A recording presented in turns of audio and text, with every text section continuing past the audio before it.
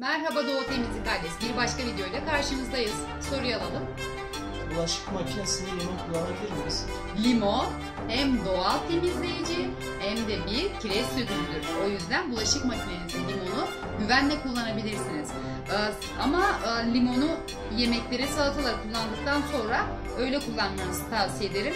Limonunuzu asla atmayın. Limon sağlıklıdır. Videomuzu izlediyseniz beğenmeyi unutmayın. Hoşça kalın.